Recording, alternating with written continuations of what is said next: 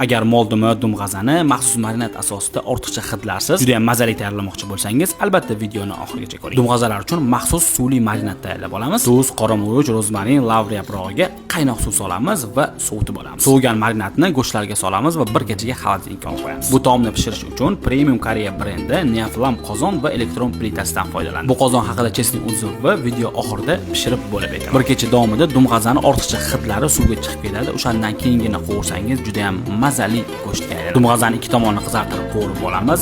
Zira, ozroq pomidor va sariyog' suv solamiz va 3 soatga dimlab qo'yamiz. 3 soatdan so'ng kartoshkalarni tuzlab ziralab olib go'shtlarga qo'shamiz va yana 1 soatga. Natijada go'sht juda ham yumshoq, kartoshkalar esa ichi pishgan, juda ham kartoshkalarni o'zining yog'iga qovurib olamiz. Go'shtlar bilan birga tortiq qilamiz. Ishoning shu darajada mazali va zo'r. Juda ham mazali dumg'azali qozon kop ham tayyor. Neoflam qozon va plitasiga kelgan. Bu qozonga hech qanday mahsulot yopishib qolmaydi. Eng muhimi bir tekislikda pishirib beradi. Sog'liq uchun zararsiz keramik qoplamasi bo'lsa, albatta odamni xursand qiladi.